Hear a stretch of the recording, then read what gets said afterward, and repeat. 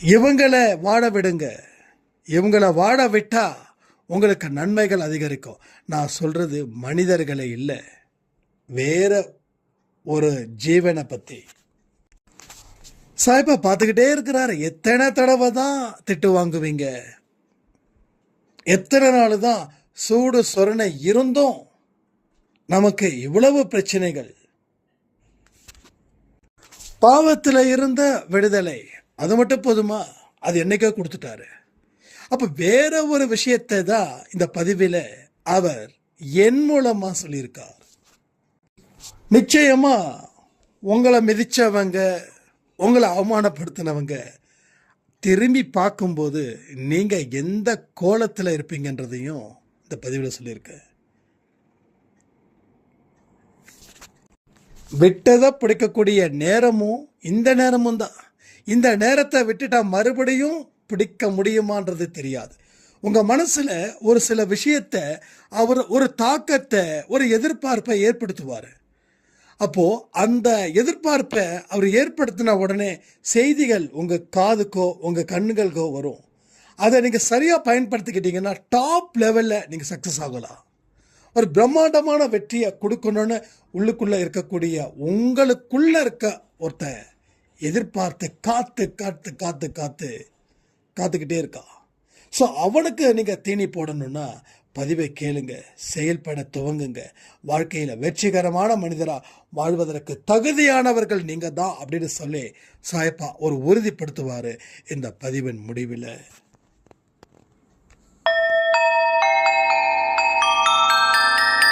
ஓம் சாயிரா சாயிரா, ஓம் சாயிரா சாயிரா, ஓம் சாயிரா சாயிரா, அன்பே சாயிரா, பேரன்பே சாயிரா, அகிலம் தளிக்க ஆத்மா விழிக்க அனுதினம் சாயிரா, எங்கள் அன்பே சாயிரா.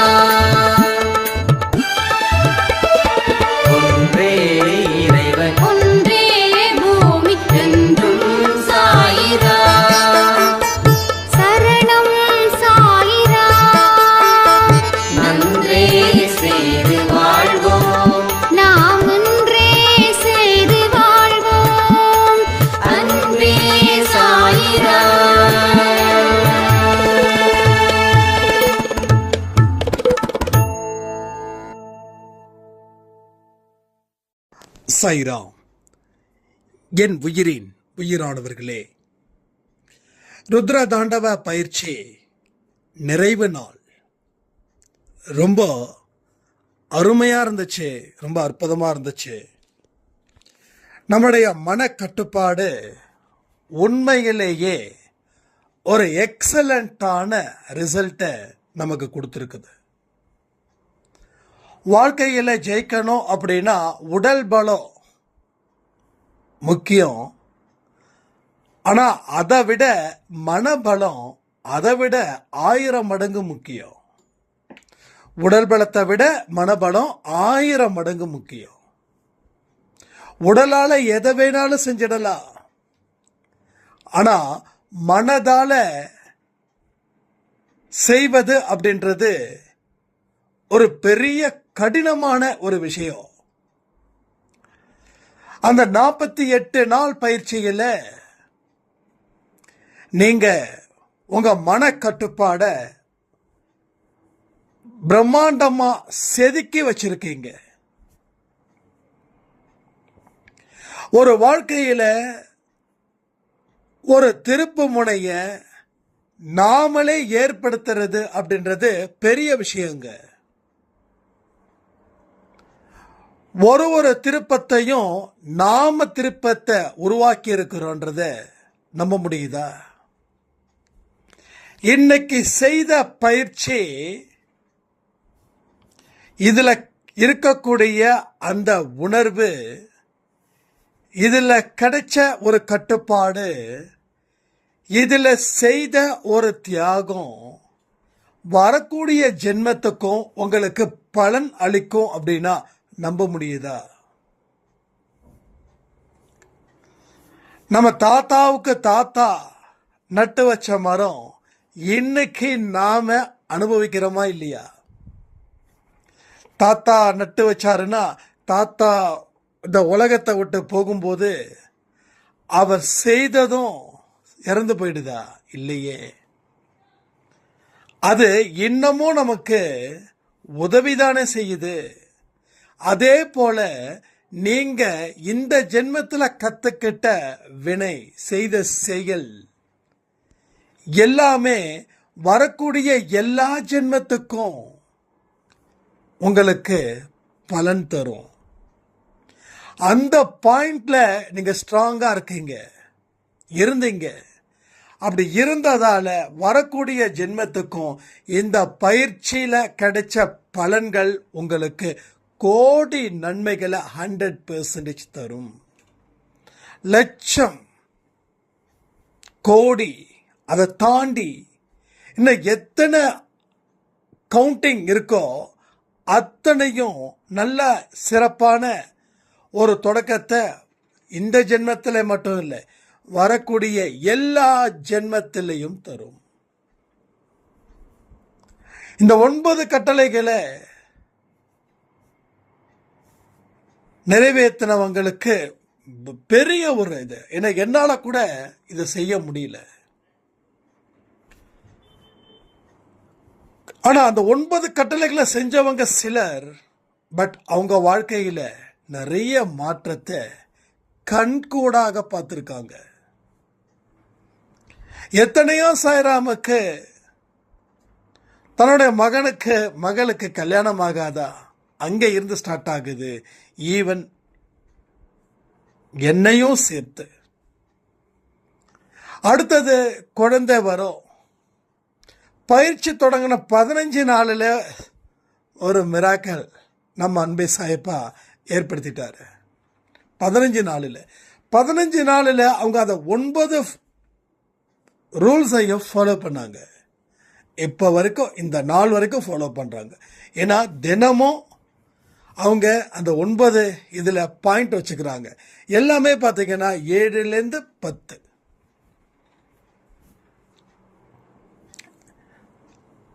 ஸோ இது மாதிரி நிறைய விஷயங்கள், நிறைய பேர் லிஸ்ட் எடுத்தாங்க.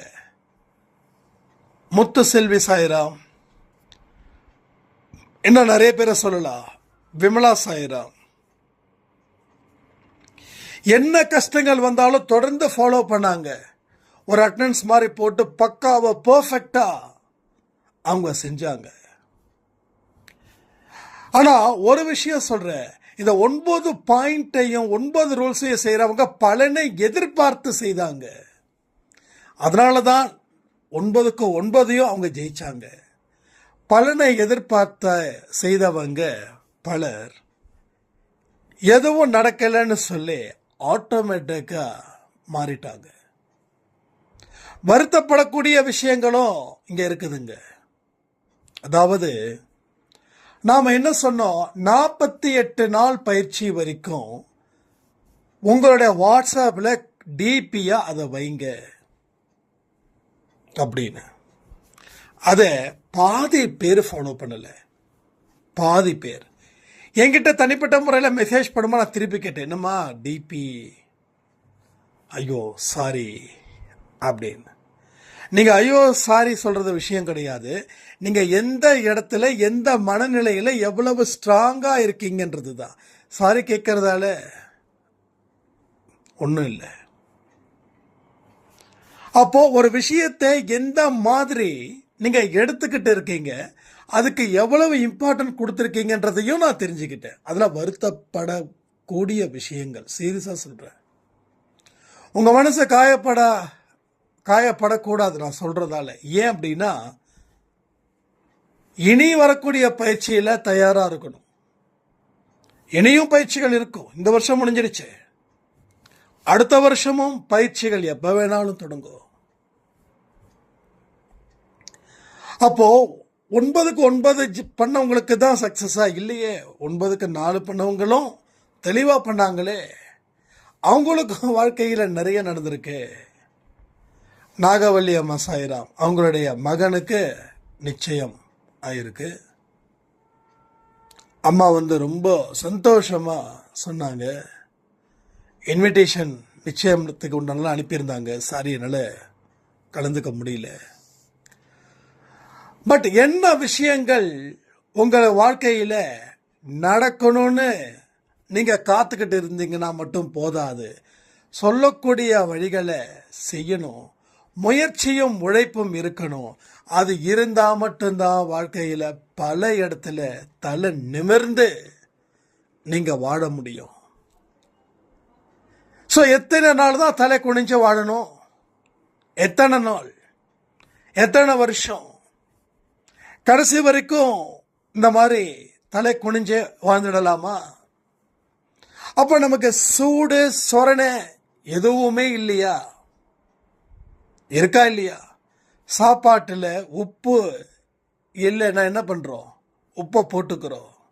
அதே போல் ஒவ்வொரு மனுஷனுக்கும் தன்னுடைய தன்மானத்தை இப்படி அடகு வச்சுட்டோமே அப்படின்ற வெறி ஏறணும். அந்த வெறி ஆக்ரோஷமாக மாறணும். அது ஆரோக்கியமாகவும் இருக்கணும். இங்க வெறி ஆக்ரோஷமா மாறி ஆரோக்கியம் இல்லாம போயிட்டா உடம்பும் போச்சு, மனசும் போச்சு. அன்பை சாயில சொல்லக்கூடிய அத்தனை விஷயங்களும் அமைதி புரட்சி. அமைதியான இடத்துல ஆரம்பிச்சு அமைதியா வழி நடத்தி அது அமைதியா முடிக்க வேண்டிய பொறுப்பு இங்க அன்பை சாய் குடும்பத்தில் இருக்கிற அத்தனை சாயப்பாவோட குழந்தைகளுக்கும் இருக்குது. அப்போ தன்மானம் பாதிக்கப்படுது. அது நமக்கு மிகுந்த மன உளைச்சலை கொடுக்குது. அதனால நம்ம செய்யக்கூடிய எல்லா விஷயங்களும் தலைகீழா மாறுது. அது தோல்வியை தடுவுது.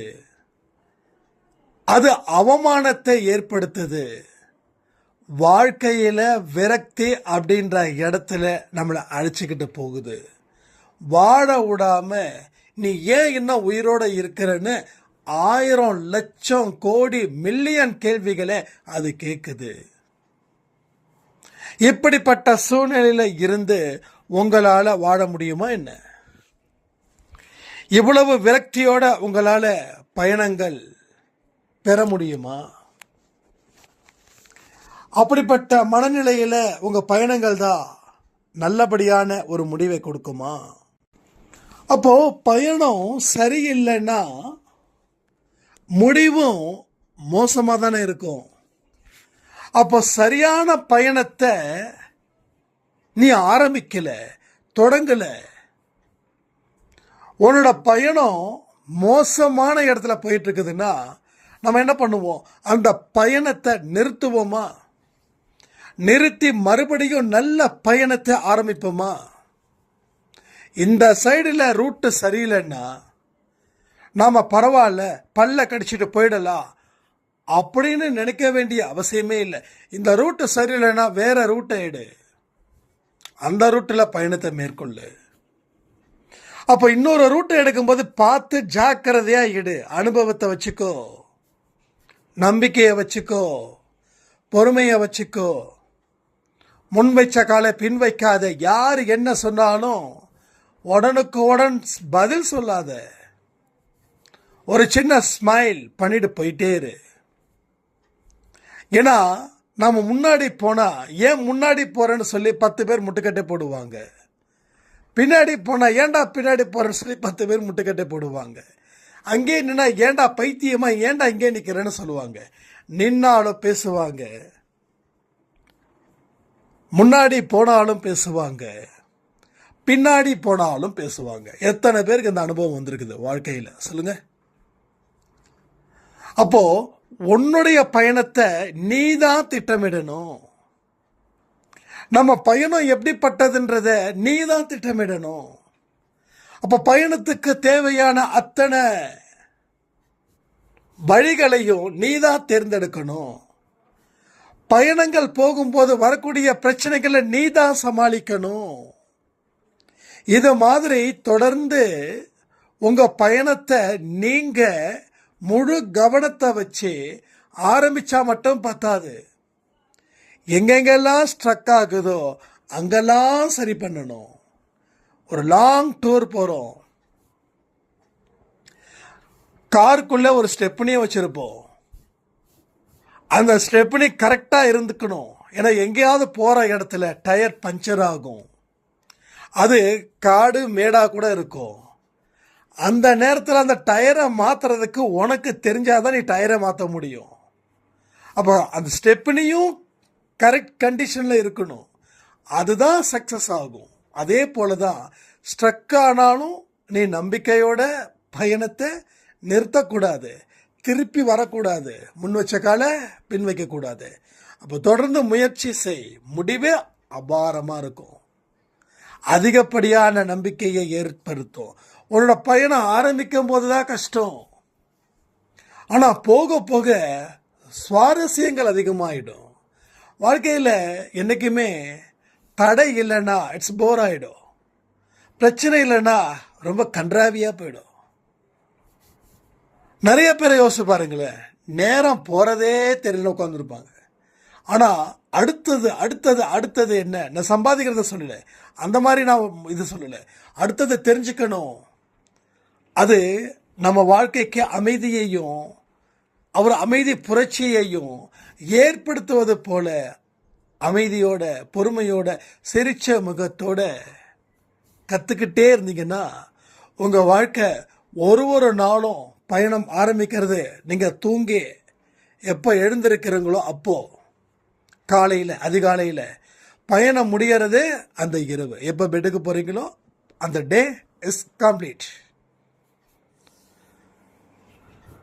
அப்போ காலையில் ஆரம்பிச்ச பயணம் இரவு அந்த பயணம் முடியுது.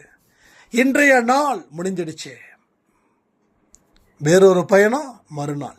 அப்போ ஒரே மாதிரியான பயணத்தை நாம பயணப்பட்டா நமக்கு போர் அடிச்சிடும்ல. அப்போ மன ரீதியான சில விஷயங்களை தெரிஞ்சிக்க ஆசைப்படுங்க, முயற்சி பண்ணுங்க. உங்க பிராக்டிக்கல் லைஃப்ல அதை அப்ளை பண்ணுங்க. அதை அப்ளை பண்ண பண்ண பண்ண பண்ண உங்களுடைய மனநிலையில் ஒரு மிகப்பெரிய தைரியமும் மிகப்பெரிய நம்பிக்கையும் ஏற்படுத்தி உங்க வாழ்க்கையில அமைதி புரட்சியை உங்களால ஏற்படுத்த முடியும். நான் இங்க பேசுறது எல்லாமே அமைதி சம்பந்தப்பட்டது, ஆரவாரம் இல்லாதது. ஆரவாரத்தோட நம்ம வாழ்க்கையை வாழ வேண்டாம், ஆடம்பரமான வாழ்க்கை கூடாது. எளிமை உன்னுடைய ராஜ்யமா இருக்கட்டும். நீ எந்த அளவுக்கு சிம்பிளா இருக்கிறியோ அந்த அளவுக்கு இரு. எந்த அளவுக்கு ஆசை குறைச்சி இருக்கிறியோ அந்த அளவுக்கு இரு. அப்பதான் உன்னோட உடலும் உன் மனமும் தப்பிக்கும். இல்லைன்னா அத்தனைக்கும் ஆசைப்பட்டா உன் மனசு கண்ணா பின்னான்னு போகும், உன் உடலும் அதுக்குள்ளேயே போகும். உன்னோட உடல் தளர்வாகும் 40 வயசுல. 60க்கு மேல ரொம்ப கஷ்டம். ஆனா 100 வயசு வரைக்கும் நீ உடல் ரீதியாகவும் மன ரீதியாகவும் நீ ஸ்ட்ராங்கா இருக்க கத்துக்கோ. இது எல்லாமே அன்பே சாயில இருக்கு. 1 இல்லை 2 இல்லை. ஒரு சாய்ராம் சொல்லியிருந்தாங்க, நான் ஏதோ சாய்ப்பா பத்தி பேசுவீங்க, விளக்கு ஏற்றுறத பற்றி பேசுவீங்க, எந்த திசையில் வணங்குறத பற்றி பேசுவீங்க அப்படின்னு பார்த்தா நீங்கள் பேசுகிற எல்லா விஷயத்துலையும் சாயப்பாவை தொடர்பு படுத்துறீங்க. அது இயற்கையாகவே இருக்கு, செயற்கையாகவே இல்லை. இந்த யுகத்தில் சாயப்பா இங்கே வந்தாருன்னா என்ன பேசுவாரோ அதை நீங்கள் பேசுறீங்க அப்படின்னா உண்மையிலே ரொம்ப சந்தோஷமா இருந்தது. என்ன ரீசன் அப்படின்னா, கலியுகத்தில் அவரே கலியுகத்தில் தான் இருந்தார். இது கலியுகம் முத்தி பாதி டிராவல் பண்ணுற இடத்துல அவர் சொல்லக்கூடிய வார்த்தைகள் செயற்கையா இல்லாமல் இயற்கையா இருக்குது, நேச்சுரலா இருக்குது, மனசுல ஆணி அடிக்கிறது போல இருக்குது. எல்லாமே கத்துக்கலாம் அப்படின்னாங்க. இன்னொரு சாய்ராம் ஒரு சாதாரண ஒரு பழ வியாபாரி,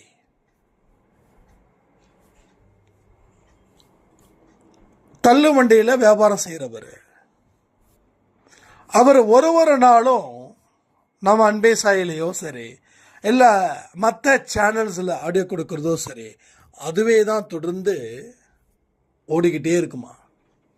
அதை பார்த்துக்கிட்டு அதை கேட்டுக்கிட்டு தான் அவர் தன்னுடைய வேலைகளை செய்வாரா. ஆரம்பத்தில் வியாபாரம் ரொம்ப மந்தமாக இருந்தது, போக போக வியாபாரம் ஜாஸ்தி ஆகுது. இவர் என்ன பண்ணுறாரு, பழத்தை அழுகின பழத்தெல்லாம் கொடுக்காம நல்ல பழத்தை கொடுத்து எக்ஸ்ட்ரா ஒரு பழத்தையும் கொடுத்து கொடுத்து கொடுத்து இன்னைக்கு ஒரு பெரிய கடை, அந்த இடத்துல ஃபுல்லாக வாழைப்பழம், ஏகப்பட்ட ஆர்டர்ஸ் அவருக்கு. கடையில் இருந்து வாங்கிட்டு போகிறாங்க. சத்தியமா நான் எதையும் நினைச்சும் உங்கள் ஆடியோவை கேட்கல, என்னமோ ஒரு விஷயம் என் மனசில் ஓடிக்கிட்டு இருந்தது. நாம் சரியில்லையோ அப்படின்னு நினைக்கும் போதெல்லாம் உங்கள் ஆடியோ கேட்பேன். எஸ், நான் சரியில்லை, இதை மாற்றணும் அதை மாற்றணும்னு. இன்னைக்கு அன்பே சாயோட கலந்துருக்கிற எனக்கு ஒவ்வொரு இன்ஃபர்மேஷனும் என் வாழ்க்கையை அடுத்தடுத்த கட்டத்துக்கு அழைச்சிக்கிட்டு போகுது. இப்போ பிரச்சனைகளை பார்த்து பயப்படல, பணம் விற்காம போயிடுமோன்னு சொல்லி பயப்படல. ஒருவேளை பணம் விற்காம போயிடுச்சுன்னா இங்கே இருக்கிற 4-5 ஆர்பனேஜுக்கு நானே வண்டியில் எடுத்துகிட்டு போய் கொடுத்துருவேன். இப்போ அதுவும் எனக்கு ஒரு தர்மத்தை கடவுள் செய்யறது போல என்ன இது பண்ணுறாரு. நீங்கள் சொல்கிற மாதிரி காரில் இறங்குறவங்க கூட போட மாட்டாங்க, நம்மளை மாதிரி ஆளுங்க தான் அடுத்தவனோட வழியை புரிஞ்சுக்கிட்டு போடுவாங்கன்னு எனக்கு புரிஞ்சுது. எனக்கு இன்னைக்கு படம் விற்றாலும் விற்கலனாலும் அவங்க மற்ற ஆர்பனேஜுக்கு செய்ய வேண்டியதை நான் செஞ்சிடுறேன் அப்படின்னாங்க. ஸோ அன்பே சாயில வந்தால் தர்மம் செய்யணும் அப்படின்றத கூட இயல்பாக ஆக்குறாரு, இல்லை அவரே அதை கட்டாயமாக ஆக்குறாரு. உங்களால் உதவிகள் செய்ய முடியாமல் இருக்க முடியாது அப்படின்ற ஒரு மனநிலையையும் அவர் ஏற்படுத்துகிறார். நிறைய பேர் நான் 1ஆம் தேதி தான் பண்ணணுமா, நான் எல்லா நாளும் பண்ணக்கூடாதா, நான் தான் சொன்னேன் பெரிய கும்பிடு போட்டு செய்யுங்கம்மா. இது நமக்கு கிடைச்ச பாக்கியம். இது அவ்வளோ சீக்கிரம் யாருக்கும் அந்த மனநிலை வராது. இருக்கிறத உருவத்தான் பார்ப்பாங்களே தவிர கொடுக்க விருப்பப்பட மாட்டாங்க. ஆனால் அன்பே சாய் குடும்பமும் அவ்வளவு அற்புதமான அழகான, சத்தியமாக சொல்கிறேன், மனசில் இருந்து சொல்கிறேன், சொல்கிறதுக்கு வார்த்தை சத்தியமாக இல்லை, சொல்கிறதுக்கு வார்த்தையும் இல்லை, என்ன பண்ணுறதுன்னு எனக்கு தெரியல. ஸோ அந்த அளவில் உங்களுடைய உதவிகள் சும்மா டான் டான் டான் டான் டான் அப்படின்னு நடந்திருக்குது. அதாவது பிறருக்கு சாப்பாடு கொடுத்தும் எனக்கும் ஒரு 100 ரூபா கொடுத்து, அண்ணா சாப்பாடு ஃபுட்டு டொனேஷன் அப்படின்னு சொல்கிறீங்களே. ஏதோ அவர் சொல்கிறாரு, இதோ ஒரு 100 ரூபாய்க்கு சாப்பாடை வாங்கி கொடுத்துட்டேன், எதுக்கு இவருக்கு, அதாவது எனக்குன்னா எனக்கு இல்லை, இப்போ நம்ம சில இதெல்லாம் பண்ணுறோம் இல்லையா, அவங்களுக்கு டொனேட் பண்ணுறதுக்கு. ஸோ எனக்கும் ஃபுட் டொனேட்டுக்கும் பண்ணுறாங்க. அப்போ என்ன சொல்கிறது, அப்போ உதவிகள் செய்கிறது பத்துலன்னு துடிக்கக்கூடியவர்கள் தான் நம்ம அன்பே சாய் குடும்பத்தில் இருக்கக்கூடியவர்கள். அப்போ எல்லா நல்ல விஷயத்தையும், அது இந்த காலத்தில், இந்த காலத்தில் நல்லதை கேட்கறதுக்கு கூட தயாராக இல்லை. இன்னைக்கு பார்த்தீங்கன்னா ஃபேஸ்புக், இன்ஸ்டாகிராமில் பார்த்தீங்கன்னா என்ன அதிகமாக பார்க்குறீங்க, நிறைய பேர் பார்த்தீங்கன்னா இந்த டபுள் மீனிங், அசிங்கமான நடனம், அசிங்கமான பாடல்கள், இதில் தான் பொழப்பு ஓடிட்டு இருக்குது. இதை பார்க்கறதால என்ன வரப்போகுதுன்னு தெரியல. ஆனால் நல்ல விஷயத்தை கேட்கறதால உன்னோட புண்ணியத்துக்கு உண்டான கதவு திறக்குது. ஆனால் கெட்ட விஷயத்தை பார்க்கறதால உனக்கு புண்ணியத்துக்கான கதவு நிரந்தரமாக மூடப்படுகிறது. இங்க எல்லாமே தான் இருக்கும். எல்லாமே தான் இருக்கும். கடவுள் ஏன் இதெல்லாம் படைச்சாரு, இதை படைக்கலைன்னா நான் நல்லவனா இருந்திருப்பேனேன்னு சொல்லக்கூடிய ஒரு கூட்டமும் இங்க இருக்குது. அப்போ நல்ல பாதைக்கு போற பாதையும் தானே கடவுள் படைச்சாரு. ஏன் அந்த பாதைக்கு மட்டும் நம்ம போகாம இருக்கிறோம்? இதெல்லாம் கேள்வி பதில் இங்க நிறைய வருது. வாட்ஸ்அப்ல நிறைய கேள்விகள். அப்போ என் வாழ்க்கையில நான் தப்பு பண்றத நான் தப்பு பண்றதுக்கு காரணமே அந்த கடவுள். அவர் தானே என் கண்களுக்கு முன்னாடி இதை வச்சாரு. அவர் வைக்காம இருந்திருந்தா நான் நல்லவனா இருந்திருப்பேனே அப்படின்றது கூட்டம் ஜாஸ்தி. ஆனா அதையும் நம்ம மாத்திட்டோம். ஒரு சாய்ராம் சொன்னாங்க, கரெக்டு, 2 பாதை இருக்கும்போது ஏன் அந்த பாதையில மட்டும் போகணும், இந்த பாதையிலேயே போகலாம் இல்லைன்னு சொல்லி அந்த பாதையில போகும்போது தான் பேரின்பம் அப்படின்ற ஒரு விஷயம் கிடைக்குது. இப்போ இதுக்கு முன்னாடி எனக்கு கிடைச்ச இன்பம், அந்த இன்பத்துக்கு ஒரு பவர் இருக்குது. அந்த பவர் முடிஞ்சதுக்கு அப்புறம் அந்த இன்பம் காணாம போயிடுது, பிரச்சனைகள் ஸ்டார்ட் ஆகுது. கடவுள் காட்டும் பாதை, அதன் மூலமா கிடைக்கிற பேரின்பத்தில் அந்த இன்பம் நிரந்தரமாக்கப்படுகிறதுன்னு சொன்னாங்க. இது எல்லாமே அனுபவிச்சவங்களுக்கு தான் தெரியும். நீங்க எந்த விஷயத்த சொன்னாலும் அதை முயற்சி செய்து பார்க்கும்போது தான் அதுல இருக்கக்கூடிய அற்புத சக்தியையும் நாம தெரிஞ்சுக்க முடியும். அது எதை நோக்கி போகுது, எந்த திசையை நோக்கி அது நம்மளை அழைச்சிட்டு போகும், நாம என்ன செய்யணும், இது எல்லாமே அந்த இடத்துல இருந்து தான் ஆரம்பமாகுது.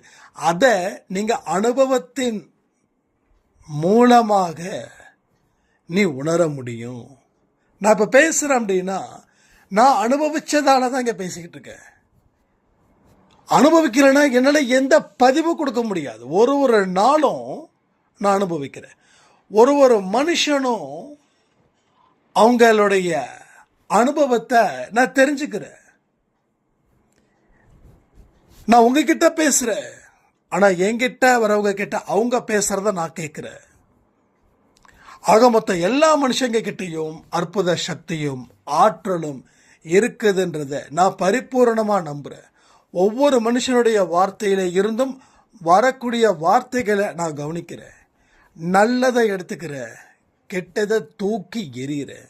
மனிதனை தூக்கி எறியல, அவர்கள் சொன்ன வார்த்தைகளை தூக்கி எறிகிறேன். ஏன்னா மனுஷனை தூக்கி எறியக்கூடாது, அதே நேரத்தில் தீயவர்களோட தொடர்புல இருக்கவும் கூடாது. அதே நேரத்தில் தீயவர்களை வெறுக்கலாம், பட் தீயவர்களுக்கு பிரச்சனைகள் வந்தா அவங்க நம்ம உதவி கேட்டா உதவிகள் செய்யறதுல கூட நாம தயங்கக்கூடாது. உதவிகளை செய், ஏன்னா அவனும் கடவுளுடைய ஒரு படைப்பு. அப்ப இது எல்லாமே எங்க இருந்து ஸ்டார்ட் ஆகுதுன்னா இஸ் எக்ஸ்பீரியன்ஸ். நாம தெரிஞ்சுக்கிட்ட ஒரு எக்ஸ்பீரியன்ஸ். அதனால நம்ம லைஃப்ல நாம செய்த தவறுகளால வாழ்க்கைய இழந்து நிக்கிறது உண்மை. இத ஒரு அனுபவமா எடுத்துக்கிட்டா வாழ்க்கைய வாழ ஆரம்பிச்சிட்டா ஜெயிக்க போறதும் உண்மை. யாருடைய வாழ்க்கையும் எங்கேயும் எப்பையும் முடியவே இல்லை. எந்த மனுஷனுடைய வாழ்க்கையும் முடிவில்லை. யாருக்குமே மரணமே இல்லை, மரணம்ன்றது இல்லை. ஏன்னா மரணம் அப்படின்றது உடல் அழிஞ்சதால நீங்க மரணம்னு சொல்றீங்க. உடல் அப்படி கிடையாதுங்க. ஒரு சின்ன உதாரணத்தை சொல்லவா? குழந்தையா இருக்கும்போது என்ன சைஸ்ல இருந்தோம், இப்போ என்ன சைஸ்ல இருக்கும். ஸோ உடல் நிரந்தரம் இல்லை. கை குழந்தையா ஒரு 1/2 அடி இருந்திருப்போமா, இல்லை 1 அடி இருந்திருப்போமா? ஆனா இன்னைக்கு 1 அடி தான் இருக்கோமா? உடல் மாறிக்கிட்டே இருக்கும். அப்போ உடல் நிரந்தரம் இல்லை, ஆன்மாதான் நிரந்தரம். எல்லா நன்மைகளும் நமக்குள்ளே இருக்குது. அது கொஞ்சம் வாழ வழிவிடுங்க. எல்லா தீமைகளும் நமக்குள்ள இருந்ததை நீங்க வாழ வழிவிட்டதால அது தீமைகளாகவே மாறுச்சு.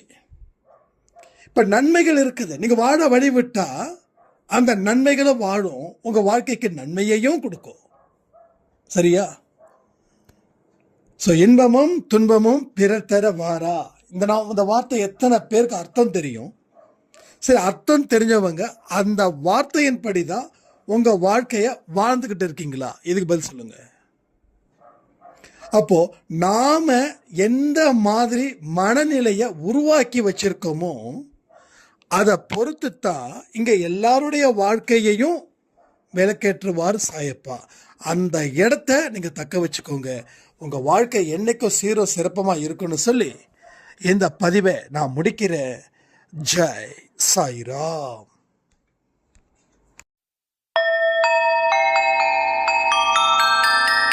ஓம் சாயிரா.